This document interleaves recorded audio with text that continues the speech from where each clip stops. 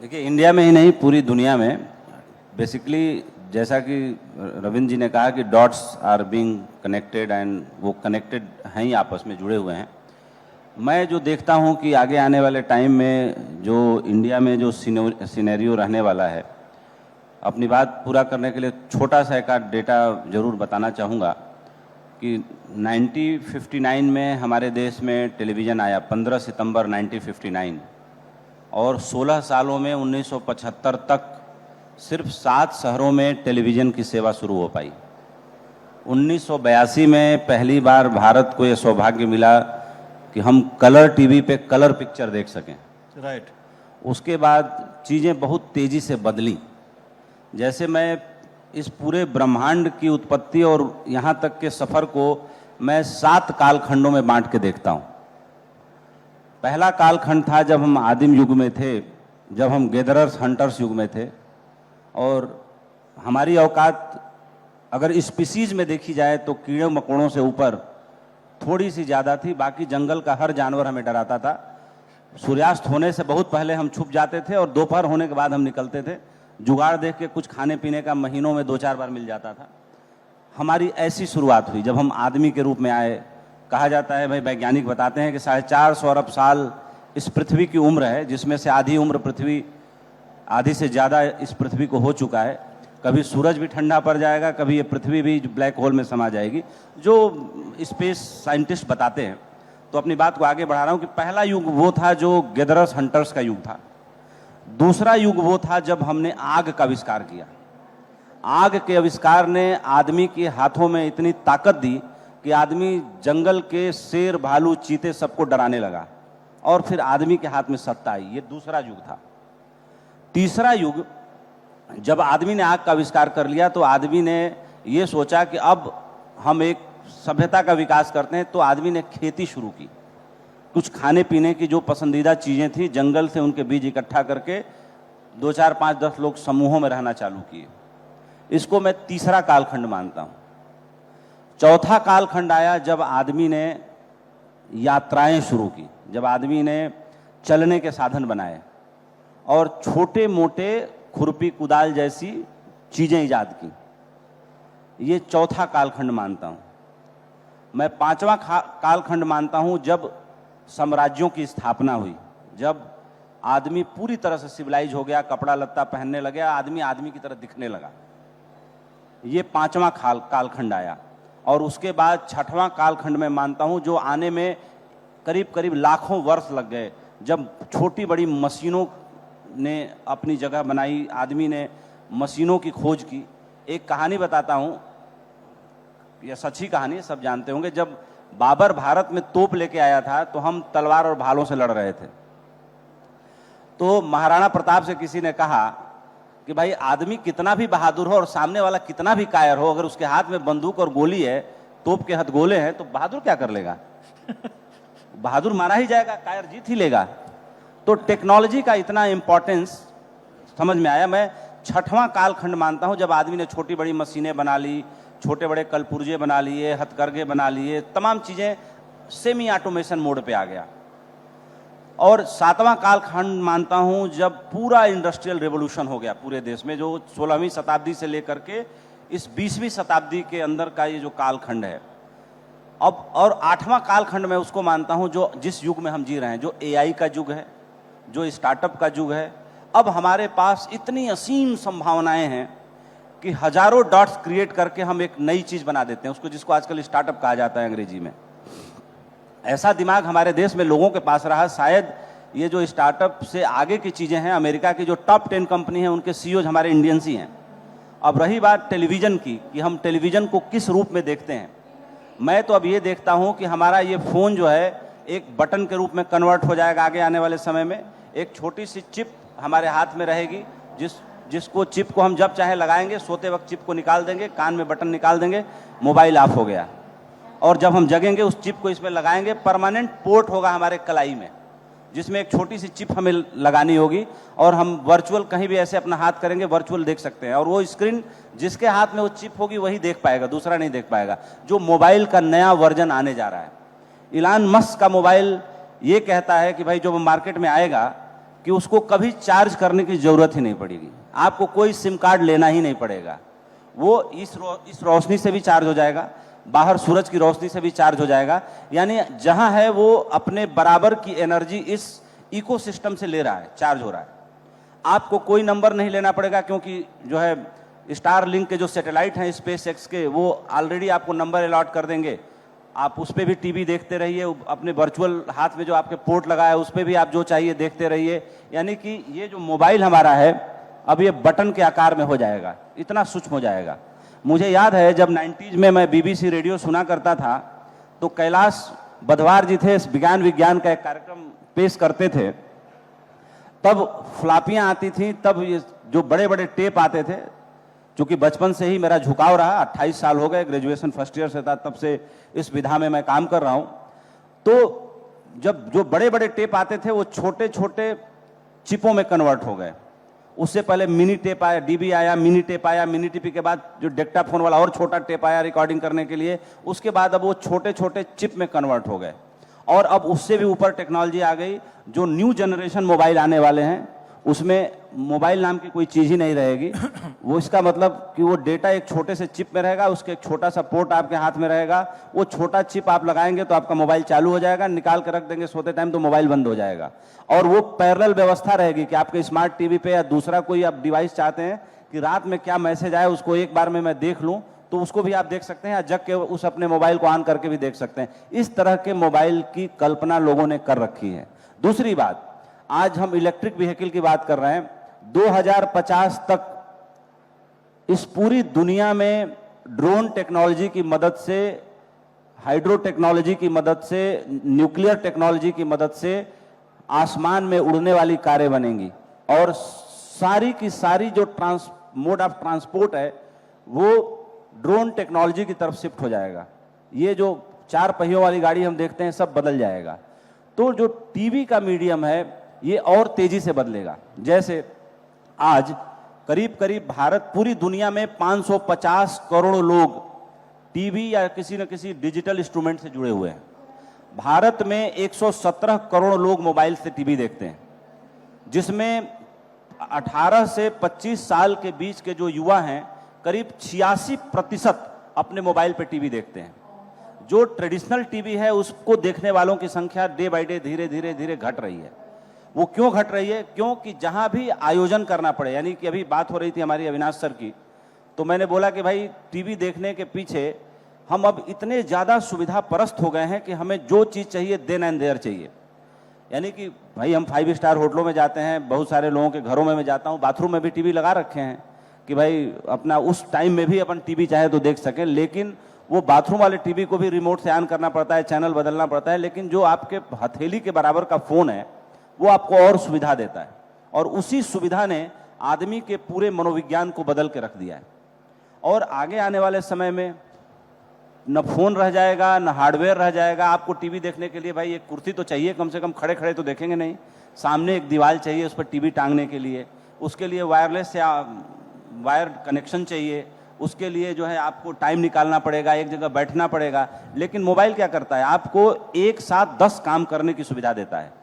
यानी आप मोबाइल पे जो देखना चाहते हैं आपने म्यूट करके देख दिया, वो भी देख रहे हैं, काम भी कर ले रहे हैं, दूसरे आदमी को बीच में पॉज करके बात भी कर ले रहे हैं। यानी आप मल्टीटास्किंग हैं। तो मल्टीटास्किंग बनाने में मोबाइल आपकी मदद कर रहा है। वो आपसे आपकी सुविधा छीन नहीं रहा है, बल्कि आपकी सुविधा बढ़ा रहा है।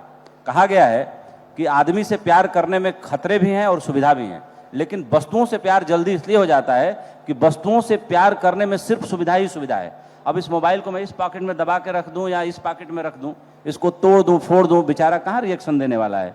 लेकिन अगर जिससे हम मोहब्बत करते हैं अगर उसको हम तोड़ने फोड़ने लगे तो रिएक्शन देगा। हो सकता है कि गाली भी दे, हो सकता है कि आपकी प्रेमिका रूठ के चली भी जाए मम्मी के घर। तो कहने का मतलब है कि वस्तुएं हमें बहुत गहरी सुविधा देती हैं। हमें वस्तुओं के प्रति समर्पित नहीं होना है, वस्तुएं हमारे प्रति समर्पित हैं ही।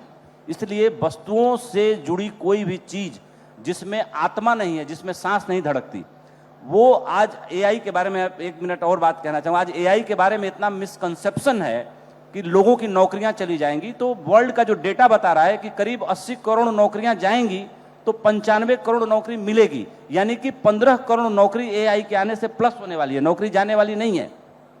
लेकिन लोगों के बीच का डर यह है कि एआई आदमी की जगह ले लेगा। एआई कभी आदमी की जगह नहीं ले सकता। मैं आज एक चुनौती दे रहा हूं, जो लोग भी मुझे सुन रहे हो, जिस दिन दाल चावल खाने के बाद कोई एआई खून बना दे, उस दिन मैं मान लूंगा कि परमात्मा की सत्ता हार गई। बिल्कुल, जो आप बात कह रहे हैं, जो कनेक्टेड टीवी या जो कन्वर्जेंस हो रहे हैं, उसमें जो एक फियर हमारे जैसे ब्रॉडकास्टर को है या अविनाश सर जैसे ब्रॉडकास्टर को है, वो फियर तो रहेगा। लेकिन हमारे एक सहयोगी हैं, वो बता रहे थे कि मध्य प्रदेश में शायद कोई गांव है जहां पे एक ही गांव में लोगों ने 200 यूट्यूब चैनल बनाए हैं और गांव में आपस में चंदा करके 40 लाख रुपए लगा के एक स्टूडियो बनाया है, और उसमें हर यूट्यूबर जो है अपना ब्रॉडकास्टिंग करने के लिए टाइम स्लॉट बुक होता है, उसी हिसाब से वो अपना काम करते हैं। तो जैसे मैं कहना ये चाहता हूं कि देखिए, डरता बहादुर भी है, डरता कायर भी है। लेकिन बहादुर डरता है फिर भी करता है, लेकिन कायर जब पलंग के नीचे छुप जाता है तो फिर निकलता नहीं वो, कि पता नहीं बाहर क्या होने वाला है। इस दुनिया में एक आदमी को मैं आज उस एग्जाम्पल पे, इस कसौटी पे रखना चाहूंगा कि वो सही में बहादुर है। वो, उसका नाम है इलॉन मस्क। कि भाई अभी तक स्पेस के सेक्टर में काम करने वाला पहला आदमी जो 3 बार लगभग बैंकरप्ट होते होते बचा। 3 बार उसने अपनी सैटेलाइट को पृथ्वी की कक्षा से बाहर अंतरिक्ष में स्थापित करने की कोशिश की, तीनों बार सैटेलाइट ब्लास्ट कर गए। चौथी बार उस आदमी ने अपना सब कुछ दांव पे लगा दिया, सब कुछ, घर मकान दुकान सब बेच दिया, जो कुछ भी था, जितना उधार ले सकता था सब ले लिया। और पहली बार वो सफल हुआ एक प्राइवेट आदमी होते हुए जिसने कभी स्पेस इंजीनियरिंग का एस भी नहीं सीखा था। इसलिए उस आदमी को बहादुर कह रहा हूं यहां बैठ के। उसने चौथी बार के अपने प्रयास में और अपने सैटेलाइट को अंतरिक्ष की कक्षा में स्थापित किया, और उसको पहला कॉन्ट्रैक्ट नासा ने दिया $3 बिलियन का। उस कॉन्ट्रैक्ट के बाद वो आदमी बैंकरप्सी के कगार पे पहुंच गया था, सब कुछ हारने की कगार पे था, और वहां से लौट के आया। यानी मैं ये कहना चाहता हूं कि जिन लोगों ने इस कन्वर्जन की दिशा में अपना सहयोग दिया है, या जिन्होंने थोड़ा बहुत रिस्क लिया, और उस रिस्क के साथ जिन लोगों ने भी ट्रेवल किया, वही लोग असली में इस समय को बदलने की दिशा में पहले कदम बढ़ाने वाले लोग के रूप में याद किए जाएंगे, अगर कोई इसकी हिस्ट्री लिखी जाएगी तो।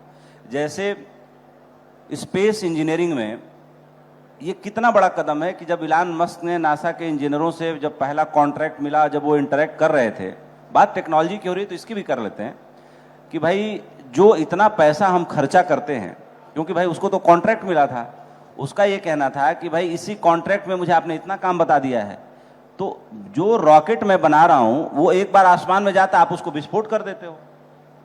मुझे ये, मेरी समझ ये कहती है कि वो आसमान में गया, उसको आसमान से वापस भी तो बुला के उसी पैनल पे स्टैब्लिश किया जा सकता है जहां से हम उसको टेक ऑफ कराते हैं। तो नासा के वैज्ञानिकों ने कहा ये तो ग्रेविटी के सिद्धांत के खिलाफ है, ऐसा नहीं हो सकता। तो उसने बोला कि ये सिद्धांत कब आया था? बोला जब न्यूटन ने दिया था। बोला उसके बाद, न्यूटन के बाद किसी ने सोचा नहीं, मैंने सोचा है, मैं करके दिखा दूंगा। और उस आदमी ने करके दिखा दिया। अगर यहां बैठा हर आदमी ने इलॉन मस्क के उस पे ट्विटर पे, इंस्टा पे आप जाइए, बहुत टाइम तक तो उसने पिन करके रखा कि जो रॉकेट आसमान में गया और वापस उसी पोर्ट पे आके स्टैब्लिश हो गया। ये कितनी बड़ी बात है, ये सोचने की बात है। जिन लोगों ने सोचा, अब वाइजर जो 6 उपग्रह छोड़े गए, जिनका काम था कि इस पृथ्वी के बाहर भी कोई और यूनिवर्स है जहां कोई सभ्यता रहती है। अब वो सन 70 में 6 उपग्रह छोड़े गए, जिसमें से 4 नष्ट हो गए, 2 बचे हुए हैं। अब जो 2 बचे हुए हैं उसकी, वो बड़ा सीक्रेट मिशन था नासा का। जब जो 2 बच गए तो उसकी कहानी फिर दुनिया के सामने आई। हमारे जैसे लोगों ने, जो थोड़े पढ़ते लिखते हैं, थोड़ा सुनते हैं, उन्होंने सुना कि भाई उसमें इस वर्ल्ड पे जितने तरह की धरती पे भाषाएं हैं, जितने तरह के संगीत हैं, जितनी तरह की चीजें हैं, सब वहां पे रिकॉर्ड की गई। इसको रिकॉर्ड करने में 30 साल लगाया अमेरिका के वैज्ञानिकों ने, और रिकॉर्ड करके उन वाइजर्स को, उपग्रहों को वापस भेजा अंतरिक्ष में। 4 का पता नहीं चला, 4 नष्ट हो गए, 2 अभी भी हैं जिनसे सिग्नल आते हैं। वो करते क्या हैं, अलग अलग आकाश गंगाओं में जाकर के वो उपग्रह अलग अलग तरह की आवाजें छोड़ते हैं, और आवाजों को छोड़ने से कोई सभ्यता अगर उनको उस सिग्नल को रिसीव करे, कोई उनकी तरफ अट्रैक्ट हो, तो वो तुरंत सूचना पृथ्वी पर नासा के कंट्रोल सेंटर में भेज देंगे कि हमारा संपर्क ऐसे किसी से हुआ है। तो कहने का मतलब है कि चीजें बहुत तेजी से बदल रही हैं, हर पल बदल रही है। हमारी हर सांस एक नई सांस है। कहने वालों ने कहा कि you can't enter in same flowing water, you can't enter twice in the same flowing water. माने बहते पानी में, उसी पानी में आप पैर दोबारा नहीं रख सकते, क्योंकि जब एक बार निकाल के पैर दोबारा रखेंगे तो पानी निकल चुका होगा। तो टेक्नोलॉजी का काम ही है बदलना, हमारी सभ्यता का काम ही है एक जगह से क्वांटम जंप करके दूसरी जगह छलांग लगाना। लेकिन डर हमारा मूल स्वभाव है। 4 चीजें प्राणी मात्र में भी हैं, वो रहेंगी, उसी डर के साथ हम ग्रो होंगे। ये एक ट्रांजिशन फेज है। कन्वर्जेंस एक्सपो में जो हम बैठ के बात कर रहे हैं, हम इसी बात को इस्टेब्लिश करना चाहते हैं कि ये जो बाहर जितने स्टॉल लगे हुए हैं, ये एक चीज से दूसरे चीज को सिंक्रोनाइज करने की सुविधा देंगे हमारे हाथों में। हमारे हाथों में एक नई तरह की ताकत देंगे, जो अगर सारी चीजें आपस में मिले और एक नया प्रोडक्ट, एक नई चीज, एक नई दुनिया को बनाने में मदद करें। जैसे इलान मस्क के डिटैचेबल ट्यूब से सुनीता विलियम्स और उनके 4 एस्ट्रोनॉट साथी आए, तो पूरी दुनिया हैरानी में है कि यार ये आदमी ने क्या कर दिया। उसी तरीके से छोटे छोटे हाथों से करोड़ों लोग मिलकर के दुनिया को रोज बदल रहे हैं। इलान मस्क आज की डेट में दुनिया का लीडर है, पहला ट्रिलियनेयर बिजनेसमैन है। तो उसने ये हिम्मत दिखाई, ये साहस किया, और हर युग में ऐसा कोई ना कोई एक बेंचमार्क होता है जिसके बारे में जमाना बात करता है। आज जो बात कर रहे हैं रविंदर जी कि भाई ये अपलिंक डाउनलिंक, हम लोग बर्बाद हुए जा रहे हैं अपलिंक डाउनलिंक और ये कैरेज फी दे करके डिश टीवी और डेन हैथवे को। व्यंग कर रहा हूँ, लेकिन क्षमा मांगते हुए कर रहा हूँ। पहले जैसे वो डिस्क्लेमर चल जाता है ना मूवीज में आने में कि पशु पक्षियों को आघात नहीं पहुंचाया गया है, ग्राफिक का सहारा लिया गया है। तो भाई जो लोग सुन रहे हो सिस्टम में बैठे, उनसे पहले ही डिस्क्लेमर के साथ क्षमा मांगते हुए बात कह रहा हूँ। एक कहानी बड़ी मजेदार याद आई, जो बार्क के लिए मैं कह रहा हूँ, बार्क को भी टाइम डेटा होता था उसके लिए। कहानी ऐसी है कि एक किंगडम था, और उस किंगडम में क्या हुआ कि एक जादूगर आया, उसको राजा ने बड़ा अपमानित किया। वो बेचारा गुस्से में आ गया, और गुस्से में आ गया तो उसने जो है कुएं में कुछ ऐसा जादू किया कि जो लोग उस कुएं का पानी पीते थे सब धीरे धीरे धीरे धीरे पागल होते गए। ऐसा हुआ एक दिन कि पूरा किंगडम पागल हो गया, और जब किंगडम पागल हो गया तो सारे पागलों ने मिलकर सोचा कि राजा को बदल देते हैं, कोई अपने में से ही राजा अपॉइंट करते हैं। तो सब मिलकर राजा के पास गए, और राजा को लगा कि भाई जान का खतरा है, क्योंकि राजा का जो है एक सेनापति था, वो राजा की पत्नी और राजा स्वयं, 3 को छोड़ के किंगडम में सब उस कुएं का पानी किसी न किसी तरीके से पी चुके थे। अब वो सेनापति जान बचाने के लिए राजा को भगाते भगाते महल के आखिरी फ्लोर पे ले गए, आखिरी छत पे। उसके बाद दरवाजे पागल तोड़ते हुए ऊपर आ रहे थे। तो राजा ने कहा कि सेनापति जी अब आप बताइए मेरे प्राण की रक्षा कैसे होगी।